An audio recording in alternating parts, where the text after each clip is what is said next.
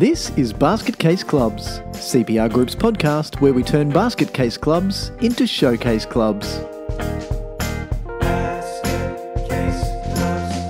Hello everyone and welcome to another episode of Basket Case Clubs. I'm Michael Connolly and I shall be your host for this episode, and joining me again is Steve Connolly. G'day Steve, how you travelling? G'day, really good, thanks Mick. Good to see you again and hear your wonderful sultry tones. It's been a little while. I said dulcet. That depends what sort of voice you put on. What Let's was be like a radio host? What's his name? The Golden Tonsils. Like seriously, of all of the things that you could get called, the Golden Tonsils, it sounds like you're going to hook up a great big gold-coloured loogie. Yeah. Hey, I'll take golden tonsils. Probably better than things I've been called. So you've heard the fable of the goose that laid the golden egg. What about the radio announcer that hooked up the golden loogie?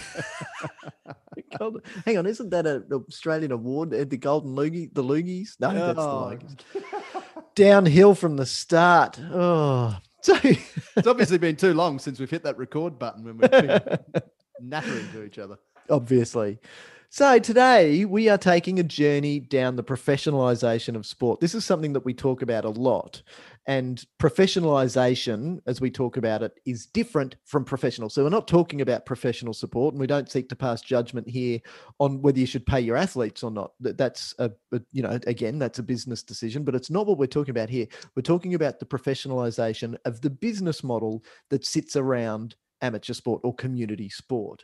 So in a lot of cases, clubs get to a point where they either have grown so much that they've experienced growing pains and they decide, hey, it's time to pull the trigger. We need to start paying some people to do this work because there's so much of it to do. Or they struggle so much to get volunteers that they come up with some system of paying people. So that's how professionalization is distinct from professional.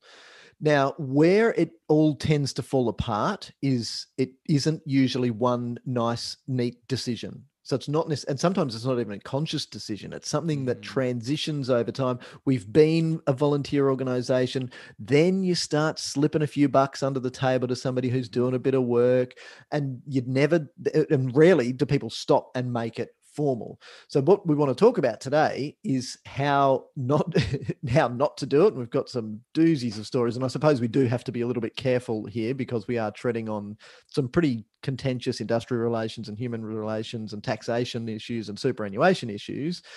But so we'll share the stories as best as we can, but that should give you an overview of what's in store in the next 20 or 30 minutes or so. And I'll look back on that, Steve, and it'll be, 130 minutes and we'll still be going with our stories of dodginess. And I suppose this is a really interesting topic because obviously we live every day in the volunteer world and things aren't getting any easier when it comes to recruiting new volunteers. People are busier and busier in their personal lives, and increasingly people, broadly speaking, are happy to pay a little bit extra and maybe be called upon to help out a little less. We're always, every single organization that is primarily run by volunteers that we work with, we hear that from them, don't we?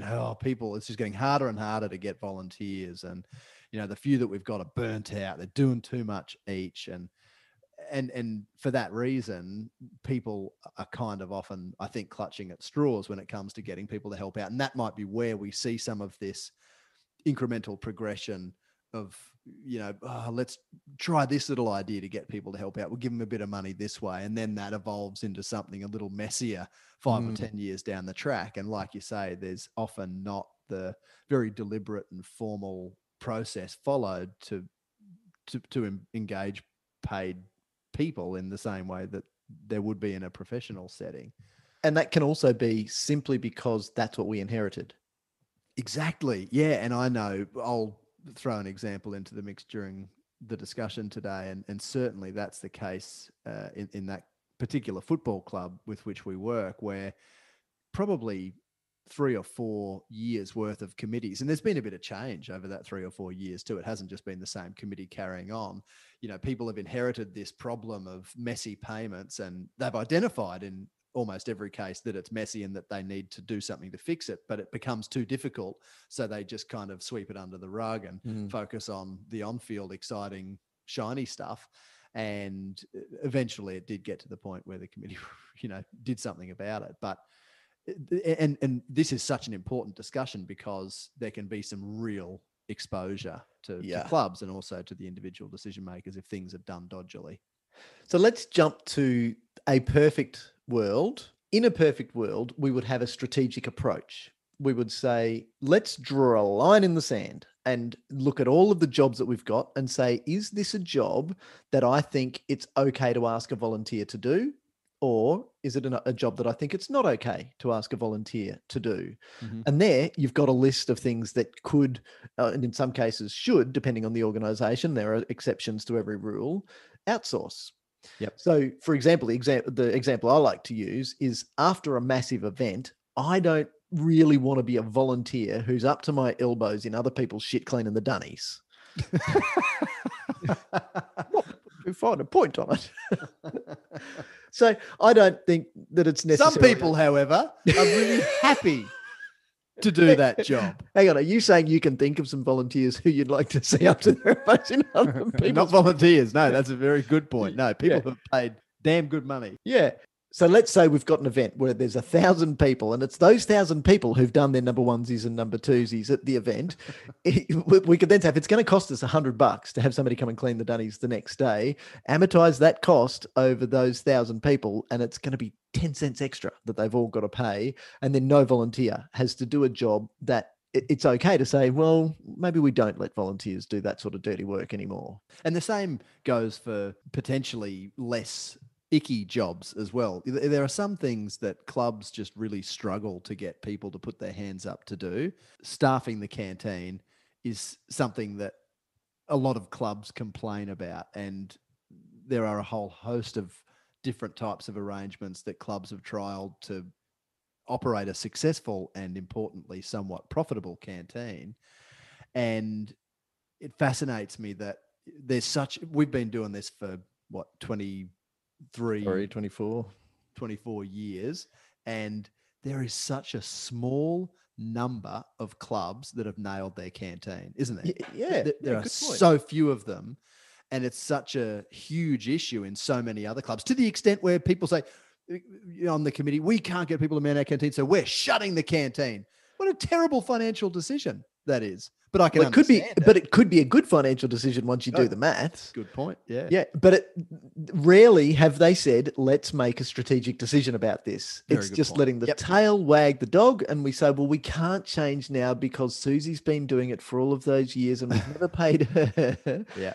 And then, so you can see that the argument, because we're humans, the arguments for and against get so subjective because we're human. So we could also consider some jobs, again, not particularly icky, but easy to compartmentalize. And the one that I think is a good one is bookkeeping. It takes a lot of time, and it's not necessarily the strategic component of the treasury role. So if you were to compartmentalize part of it out, bookkeeping is a fairly easy one. There's reconciliation that has to be done, getting the books ready to get to the auditor and back in time before the AGM. That is process-driven work that doesn't need to be done by somebody who knows the intricacies and the nuances of operation of this club. Yep. When you do that, one of the upsides is, hey, we've outsourced the bookkeeping role.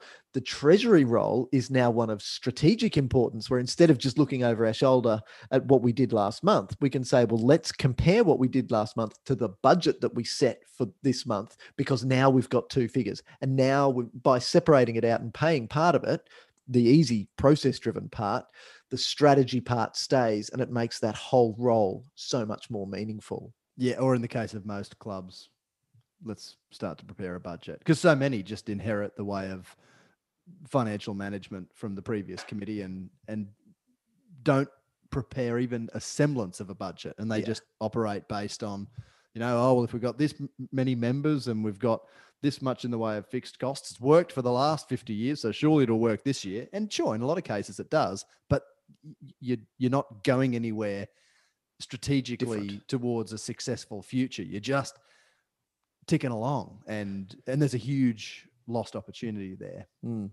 Some clubs, or a lot of clubs and a lot of associations, are already in this boat, though. They've already made a strategic or otherwise decision to pay people in referees' roles or an umpire's roles.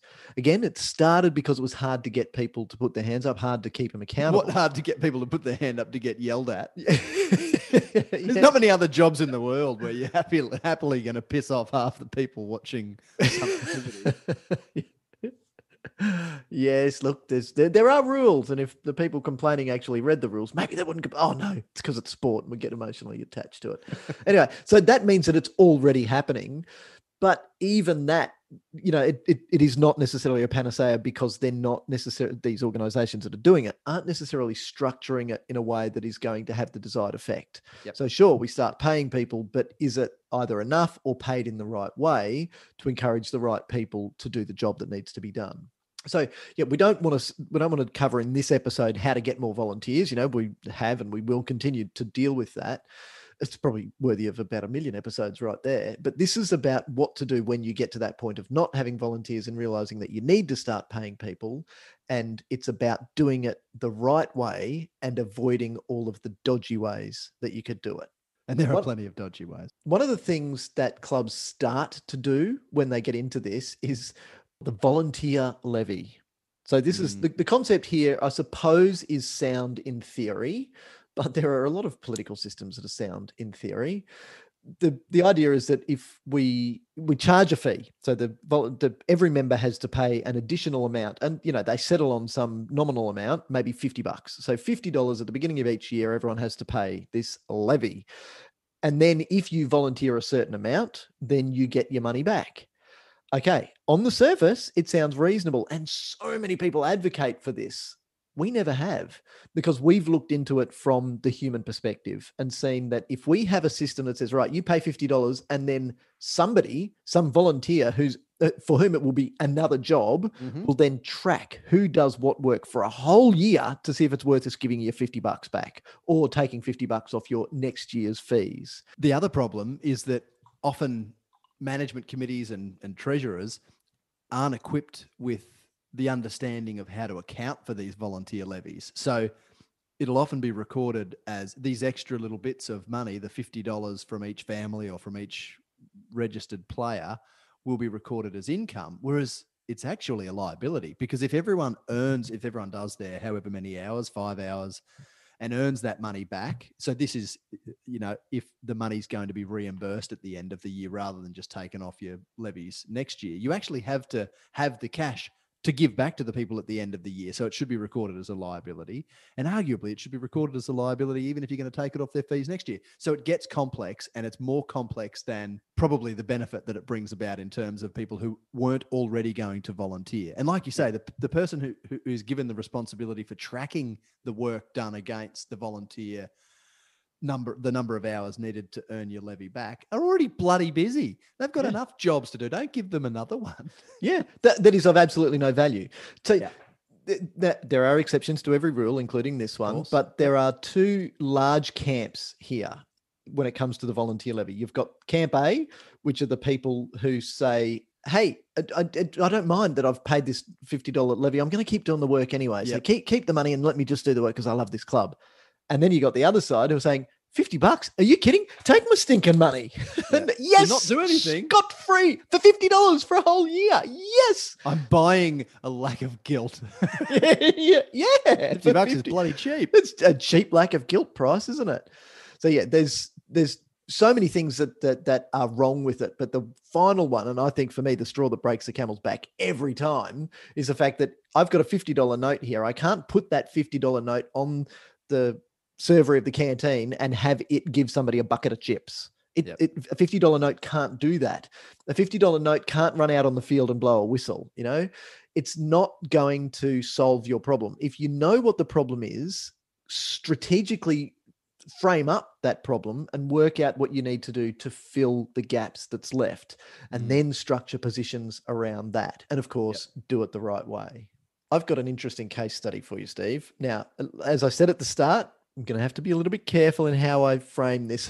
I can't mention the club, but I can't even mention the sport because it's one of those sports that is, shall we say, niche. And so you may know who I'm talking about. I know some of our listeners will definitely know who we're talking about if I was to go into too much detail. So there is a club. They've been in existence for probably, let's say, about 30 years. It's a bit less than that. It's probably 25 years now. Now, one of the people who was a founder of the club is still very heavily involved. Wonderful, wonderful person. Seriously, works her bum off for this club as the head coach. Now, she, as the founder of the club, is obviously very emotionally connected to the club and is still coaching and leading the other coaches. She gets paid a cash allowance in the order of, let's call it for anonymity's sake, $500 every week. And that's a cash allowance.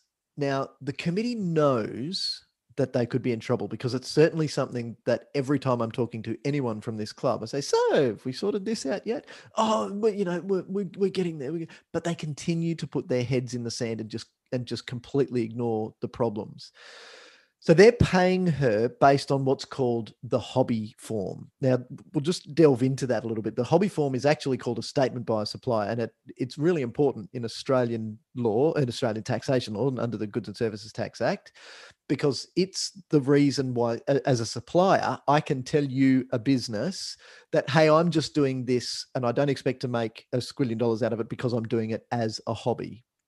And then that gives you justification to not withhold tax out of the money that you're paying me. In reality, there are only a few reasons why you would use that form. In some cases, it would be okay for the people who are refereeing or umpiring sport. But for somebody who is engaged on a systematic basis, you can't justify it as a hobby. So I did a little bit of research in preparing for this and looked into the statement by a supplier form. Now, interestingly, it hasn't changed since the GST Act came into force in 2000. So, we're a long way into it now. So there's no excuse for not doing this right. So go and do your own research here. Please, have a listen to what we're talking about here, but go and back it up with your own research. And the ATO website is fantastic for this. So an individual or a business that supplies services can only complete a statement by a supplier form if you tick one or more of these criteria. So the first one is you're not carrying on enterprise in Australia, or you're under 18 and your payment doesn't exceed $350 a week.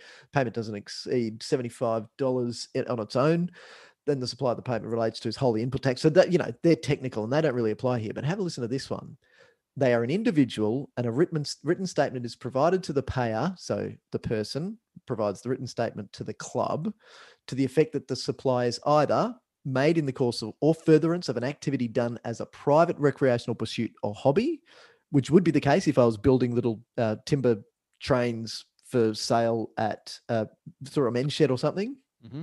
Or wholly of a private and domestic nature. There are a few more in the list, but that's the one that's important. Where we're getting here is the difference between being a hobby, so doing this as a hobby, or doing it as a business. So there's a link on the ATO website. If you just Google ATO statement by a supplier, there's a link there that says hobby or business. And this is where it's important. So some of the things in that list that you'll see on that page that just shine an absolute spotlight on this little club example that we're talking about, that demonstrate that the engagement of this head coach is a business arrangement, is she intends to make a profit or genuinely believes that she will make a profit from the activity, even if you're unlikely to do so in the short term. So over time, I may have some expenses that I've incurred at the outset and I'm going to make more money in the long term. That is a profit.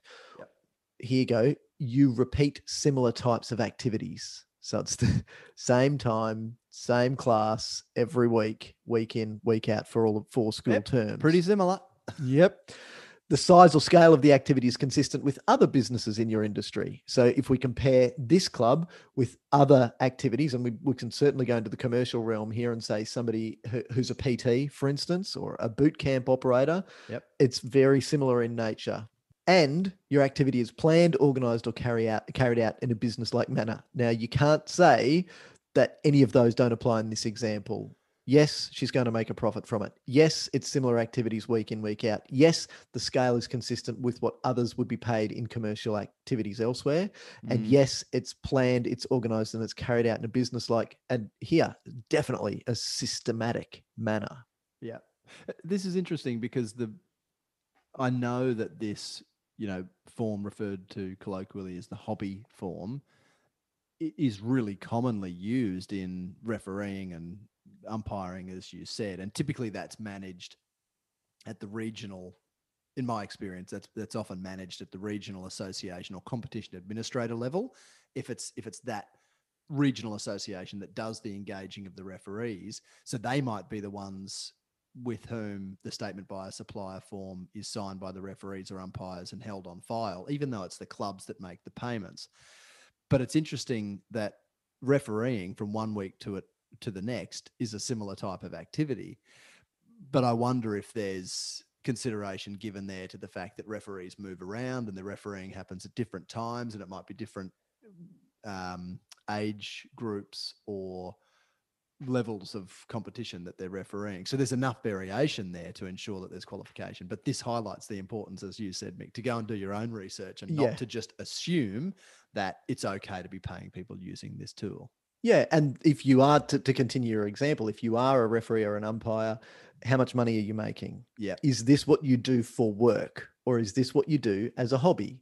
So in most cases, it is what people do as a hobby. Some people do it to stay fit. Some people do it to stay connected. Some people do it seriously to build resilience. So to go back to your point before, but they're not making enough. They're not making enough money that it would exceed the tax-free threshold for a start. So that, it might be, let's say, for plucking a figure out of the air, it's umpiring fees of $20 a game. Yep. You're not going to make enough money in a week because there aren't enough games in a week to be able to live off that money. So that's why it usually does fit. But if you are taking it over and above, if it is what you do professionally, then there's a very good chance that anyone having a critical look at it, and the anyone in this case would be the tax office, would be very likely to get two people in trouble, the payer and the supplier.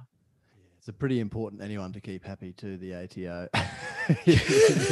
Not the most forgiving body out there. Them and gambling licensing and liquor licensing in each state. Yeah.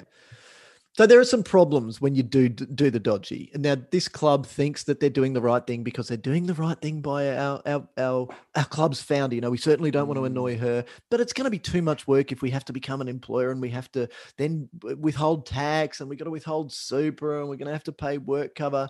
And like all the while, every single one of those things that they're sitting around the table and they're all nodding in their little groupthink vortex. They could, man, every single one of these could bring you unstuck.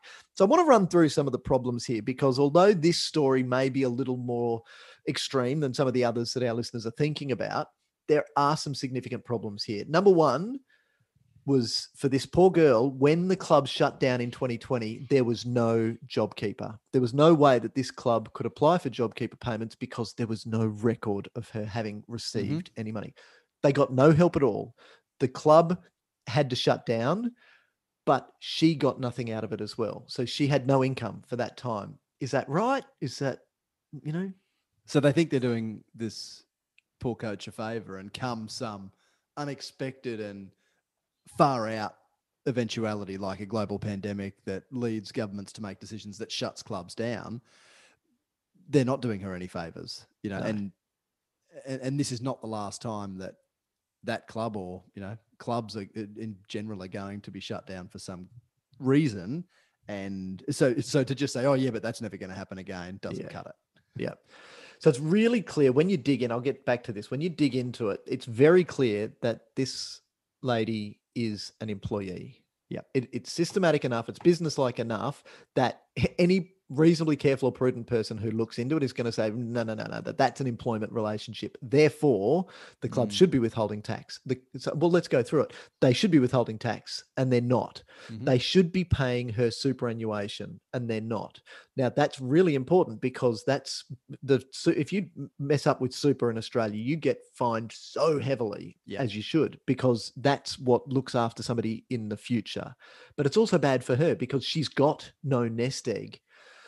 They should be maintaining WorkCover insurance for her, and they're not. Now, what if she's hurt at work? And this is sport, it's physically demanding work. There's a chance she could be hurt because of the repetitive nature of the coaching activities that she's doing. If she's hurt, there's no coverage, and she'd have to sue the club, and the club would have to fund that out of their own pocket. And how far is that going to go? Yeah. If anything goes wrong, the ATO at least the ATO, is very likely to rule that she is and has been an employee for the whole 25 odd years that she's been there. Now, I can't speak for certain, obviously, but it's very likely that that club would be liable to pay her super for 20 years. They'd have to pay the tax for her for 25 years. What's the likelihood that all of these things are going to happen? And this is where they get into their groupthinky vortex again. They say things like, well, it hasn't happened so far, so we're all good, right? Well, in reality, and here's where my creative imagination gets the better of me. And I think, what's it going to take for this poor club and this person to get in trouble? It's only going to take for one person to get pissed off and everything comes unstuck. Now, who's that person? Of course, it could be the head coach herself if she's politely asked to move on. And then she just says, well, let's have a look at this for a minute and look at the quagmire of stuff, the Pandora's box that they're going to open. Yet the likelihood may be low. When we do our risk management inspection here, the likelihood is low because, once in 25 years is a low likelihood. But the consequences here would mean that the club would go bankrupt. And in Queensland, as we've been through, the legislation has now changed and the management committee members of clubs can be held personally liable should clubs trade insolvent. This has been the case interstate, but us being in Queensland, we're intimately aware of the changes that have only just taken effect. Because the club was negligent in what they did in not withholding super, not withholding the tax, then should there be a claim made for those payments? Oh, and long service leave, 2.5 times of long service leave. Yeah. There's a lot of money they should have on the balance sheet. And guess what? They don't.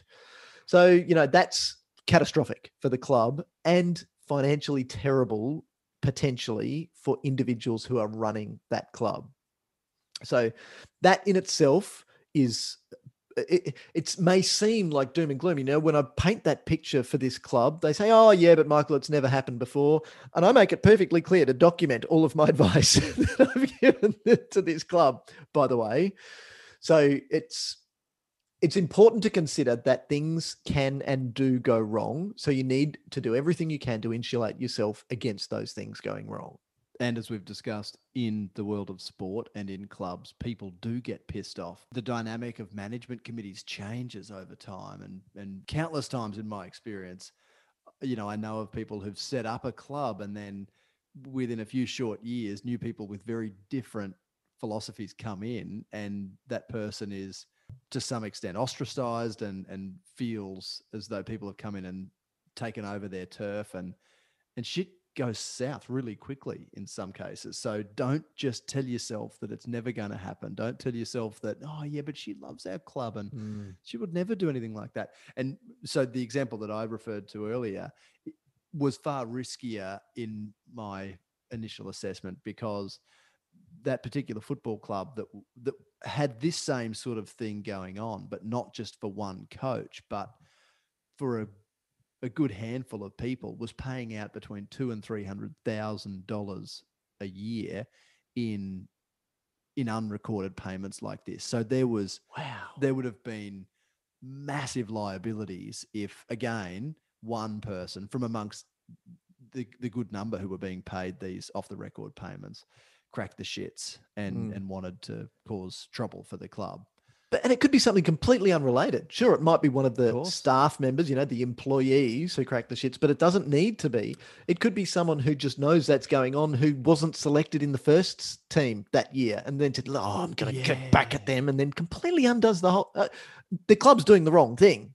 Yeah. Whatever it is that triggers them getting busted for it is, they're leaving themselves exposed for it. So whatever it is, no matter how vindictive or malicious it is, they've got to be accountable for it. Do you know what? It could also be completely innocent and necessary, like a workplace injury, as you touched on. It could be absolutely, imperative that someone be recompensed for injuries that they've sustained at work. So therefore they have to sue the club so they can cover their medical expenses. And then that Pandora box gets opened. What if someone dies? Yeah. So look, it gets serious. And like you said, shit goes sideways really quickly when we're talking about this. So the long and short of it is be bloody careful. So can I ask a question then, Steve, on your story? Were they using honorariums to pay out that 2 to 3? Okay. Indeed. That's a lot of money in honorariums. Yeah. So there was I believe there was a greenkeeper who was being paid using the statement by a supplier form To the tune of. a few $100s a week. Mm-hmm. So probably similar, maybe $400 or $500 a week. A retired, ex-greenkeeper, a wealth of knowledge, really knew his stuff. Great asset for the club. Let's just focus in on that one a little bit more, because let me ask you some more questions to determine whether it's okay that person be paid on a statement by a supplier form or as an honorarium. And I imagine that all of the honorariums or honoraria were paid based on the statement by a supplier form as well. I don't believe so. No. Oh, okay. So not even that level of agreement. No, I believe he was the only one that had a statement by a supplier form or hobby form agreement, and everyone else was just. And there was a family running the canteen, and they were all being paid honoraria, and like I say, it stretched out to the tune of more than $250,000. That's amazing. Yep. So there's a really good tool that I want to point everyone towards on the ATO website that does this check.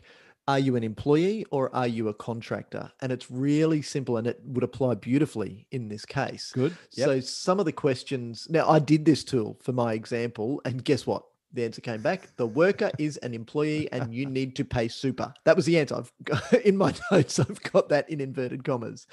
So what constitutes a contractor and what constitutes an employee? There are comparisons in a range of areas for each, and it's really clear. So an employee is employed, and it's that person. So in your case, it's the groundskeeper themselves. He's doing the work. He can't delegate that to someone else. Therefore, it's not a contract arrangement. Whereas if he was the head of a contracting firm, then it wouldn't necessarily be him riding the tractors each week.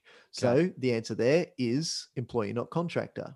What's the basis of payment? Is it a payment per week, a payment per hour, or a payment per unit delivered? That would be an employment arrangement. Or is the basis of payment that they're paid for a result? So every month it will be assessed that the grass is this long, this green, and this wet, or this healthy. That's an achievement, and that would be more likely to be a contractor arrangement for which a fixed price can be agreed.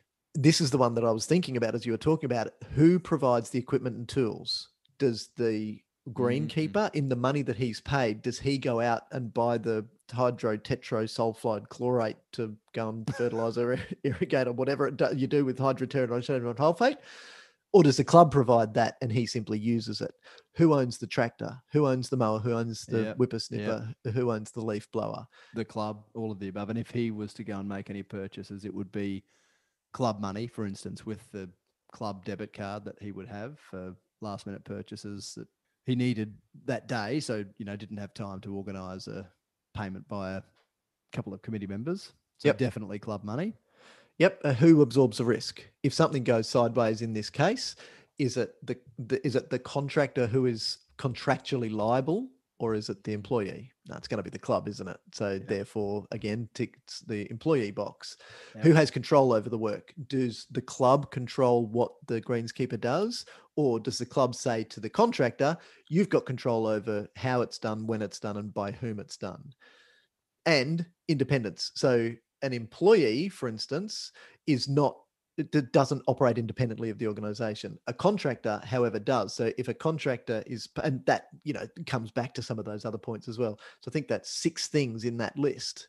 And in the example we've just been through, every one of them says that this greenkeeper is an employee, and therefore super should be paid, tax should be withheld, and there's long service leave liability for the club, and they should have WorkCover protection, especially for somebody who's riding a mower. Bloody oath, yeah. And dealing with potentially hazardous chemicals and fertilizers as well.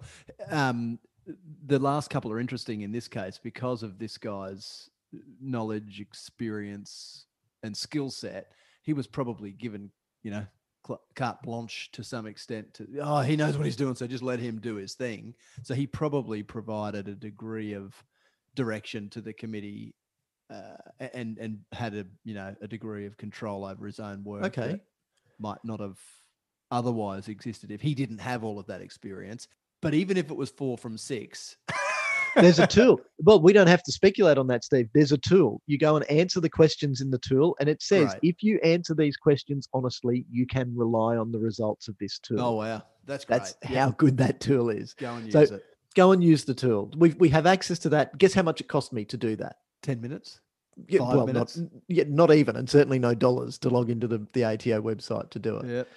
So let's get back to honorariums, Evan. An honorarium is Mm. a payment that's given for professional service that are rendered nominally without charge. So in these cases, the organisation, so normally the club, is the payer, and they don't recognise themselves as having any liability or legal obligation for the person receiving the honorarium for the services that the honorarium receiver renders in a voluntary capacity. Mm. So they're very often used for, and there are some great examples of them being used for people in coaching roles who are going to absorb some expenses. We probably see them more in the off-field area, being given to people on committees and boards.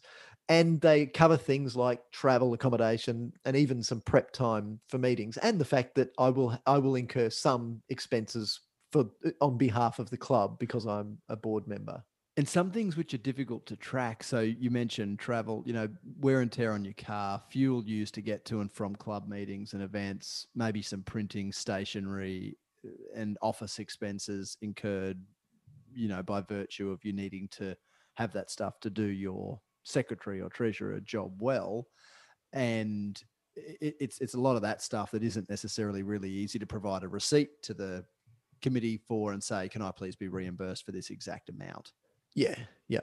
So then that opens the can of worms for what is included and what isn't included. And I know that you and I have had the discussion previously, Steve, where if an organisation is paying honorariums out to people, say committee people, it's really important that there's some criteria or some structure around what that honorarium is in recognition for. So this is in recognition for the fact that you will incur some expenses. This is, in effect, the way that we're making sure you're not personally out of pocket. There will be a limit, though. So let's say that this particular committee has some interstate travel. If that's not covered by the honorarium, then the interstate travel would probably still be an over and above payment made by that organisation, because it's not reasonable still for that to, if it's a $200 a year honorarium payment, then that's not going to cover a few $1,000s of travel costs. So it would still be okay for that to be an exclusion and covered separately. What's important, though, is, and there's not one right way for doing this, apart from the fact that you would make those payments based on a hobby form, so that at least both sides have evidence that there is an agreement in place here, and we're not withholding tax because you are doing this as a hobby. It's only a small part of what you do. But it's really important that you have that system in place that says this is what's covered, this is what's not covered. If something then comes up that you don't know how to deal with, the first time it happens, deal with it and add it to the system. So add it to the list of the criteria. This is also really important in the context of the changes to the Associations Incorporation Act here in Queensland, because as of just a few months' time, 30 June this year, any incorporated association that makes payments to its management committee or any of their management committee members or their relatives are going to need to declare those payments at the AGM. So it's vital that this stuff is done according to a system and in a way that is transparent and accountable, because it is very soon going to be the law for incorporated associations, which really represent the majority of the not-for-profit sport and recreation businesses in the country, existing as incorporated associations in their relevant state and territory. And it's important that, volunteers who are running those clubs and associations understand the importance of doing this stuff right according to the system and not just under the table. The system that we're talking about doesn't need to be complicated. All we talk about when we say systems are better than sweetheart deals is to have something in writing that, as you just said, is transferable, so it can transcend committees, and you apply it consistently. So don't be put off. So really all we're talking about is something like a bylaw or a policy, but don't be put off by the fact that you might have to write some policies. I remember when I started in this job, it used to piss me off like nothing when government officials would say, yes, well, this club should have policies and procedures to deal with that. And I felt like saying to one of them, do you even know what a policy or a procedure looks like, let alone what it is or what it's supposed to do? So that was when, again, little old policies and procedures make you really efficient and effective. oh, you're hurting me now. Your ears Moving bleeding, yeah. forward. Yeah. A policy is something that says, this is how we will deal with it. A procedure is then, this is the system this is the steps that we will take to deal with it. So a policy might say, we'll make sure that none of our committee members are out of pocket.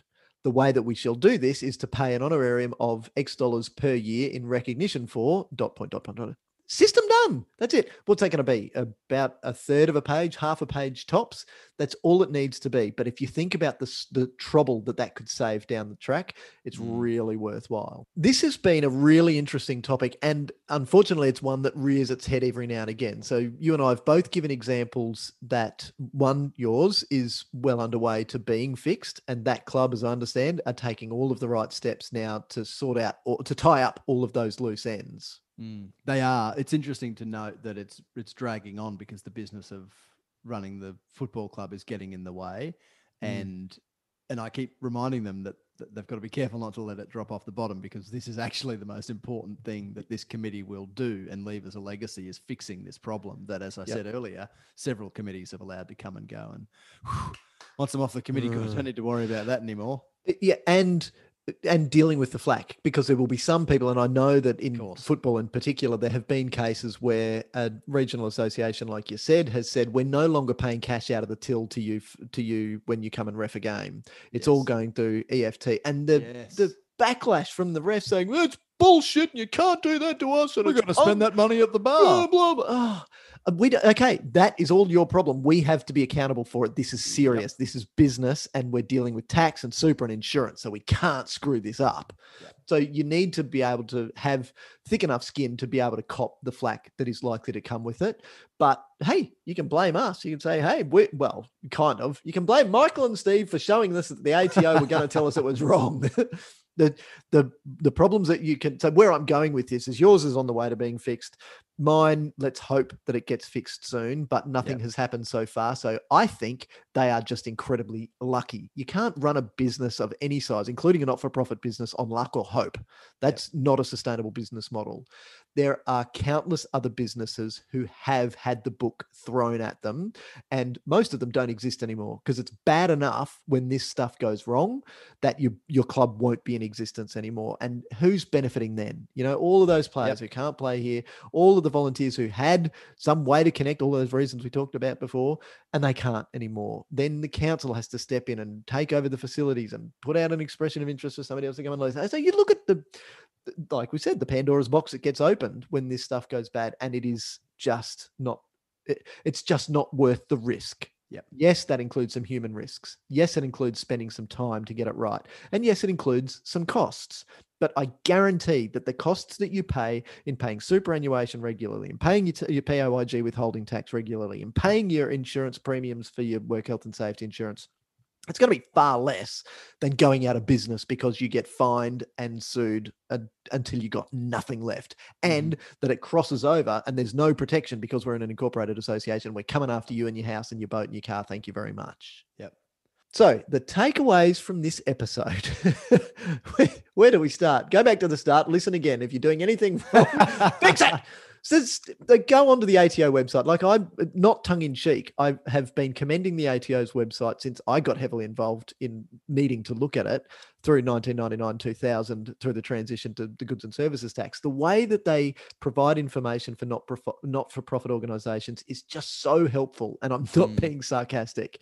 They make it easy. The tool there is easy to use. It is clear. And then when you need more information, when you ring them, they actually talk to you. Okay, you've got to sit on hold. But when you get there, the reason that you sat on hold is because the person at the other end of the phone cares about your situation and wants to dig into it. They will help you. And that advice is why we pay tax. It's part of why we pay tax in the first place. It's fine for clubs to be employers. So we've been through the rant many a times. We don't say operate your club like a business, because you are a business. You just need to operate it as the business that you already are. Incorporated associations, companies limited by guarantee, you can be an employer. It is a business structure that allows you to be an employer. But when you do become an employer, do it properly.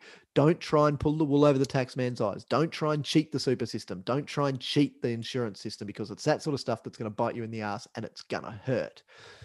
Then you need to make sure that you have a business model that has, and the fee structure is built around it, that supports your ability to do this. So if you are going to pay wages, for instance, obviously that money's got to come from somewhere. You can't just go, boom, now we've got enough money and we can pay wages. Thank you very much for my magic wand. How you do that is all about what we talk about in having a good business. And again, there's not one right way, but make sure that you do so that you can afford to do it and to do it right. What comes to mind when you make that point about having the business model and fee structure that supports doing this stuff correctly is an example of a club that within 3 years, it's one of the clubs that you worked with, but within a few years, they started paying someone, I believe, in an administrative role. And then within a few more years, they had maybe 2 or 3 employees. And because they didn't have this long legacy of being a purely voluntary club where you turn up and chip in and pay bugger all, it was really easy for them to educate their membership base that, hey, we're a club that's run largely by volunteers, but we've got some paid people, or we're introducing some paid people, and to cover their wages, you're going to have to pay a little bit more in your membership fees. And people were really happy to accept it. It's fascinating that in a lot of cases, that level of acceptance would probably be experienced in long-running clubs, and it's just this mindset that exists, between the ears of the management committee members. Oh, we can't put our fees up because they've always been this, or they've always been. We've always been the cheapest in the league. Exactly, and that's why we've got so many members. That's why we're successful. That's why we've got people that love our club. No, do this stuff right. Run your club as the business that it is, and you'll find that people will stick around. And if you lose some people, they're probably the people that you didn't want in the first place. If you lose people for whinging, they're paying money to employees. Oh, that's not for profit. That's not what sport should be like. Well, go elsewhere, sunshine. The story that you just had was a football club, by the way. Yes. Football, okay. And look, and everyone's scenario is different. So while that worked for this club, because they're in I won't say an affluent area, but it's an area that is attracting exactly the right demographic. Okay. So it's mum and dad with kids, and they've got money enough to build a new place, growing estates, and no time. Yeah, because they're driving half an hour to work each way each day, and then they've got to do everything else. So yeah, so they are in the right place to be able to do that. But they even did that. They just said, we've got a no dickheads policy here, and if somebody wants to arc up against it, we'll say, look, you don't have to be a member here. That's just how it is. And they've watched those people, now that they are 8 or 9 years old, they've watched those people that they kicked out or said no thank you, or just put their foot down with. Yeah. And they've gone to the other club. So now they visit in their home games as from the away clubs, and they can see them doing exactly the same thing, pissing the other clubs off. So they were going to do it wherever they were anyway. And they've just said, you know what? We don't need that. And that was a really interesting case why that came about in the first place, because the president at the time, the founding president, said, the amount of crap that I've had to deal with in being the president, plus I've had to run the canteen, plus I've had to set the fields up, plus I've had to do all of the judicial work. He said, there's no way that I can lie straight in bed at night if I hand this job onto somebody else. So not only did he divide the job up, I don't mean he, I mean they. So Richard was just in the right place with a great group of people on the committee at the time that were able to set these systems up. Yep. They then not only divided the jobs up, they also decided which ones are on the other side of the line, and therefore we're just paying for them. Then they built a business model around that, and it just worked. So there's always a way. You've got these problems that you think you've been facing for years, but once you actually get in and have a good look and say, well, let's take the human element out of this as much as we can, and let's see if there's another way. There's always another way. And if that means that we are creating an environment that fosters happy volunteers, then as far as I'm concerned, happy days. Showcase clubs. Steve, as usual, it has been an absolute pleasure having these chin-waggy sessions. They do get a bit ranty sometimes, but you know what? Yeah, that's all right. A bit soapboxy, but it's because we see the shit that people do wrong and say, you know what? There is a better way. Just don't do what these clubs did. Do it the right way, and then you can be a showcase club without having to make the long walk of shame from basket case to showcase. On that note, we should remind all of our listeners that if you're not already subscribed to our newsletter, it's full of interesting tidbits just like this. You'll get nice little videos, some short tips. Obviously, follow us on social media. And seriously, don't be a stranger. If you've got something that you want to talk to us about, we are accessible. cprgroup.com.au is where you can find lots of information about how to connect with us. And we would love to hear your ideas on any stories you've got on this topic, but also on any ideas for future episodes as well. So on that, Steve, I look forward to talking to you next time and hopefully talking more. I was going to say hopefully talking more showcase clubs, but you know what? It's much more fun talking about the basket cases. As always, Mick, thank you very much and look forward to catching up next time. See you then.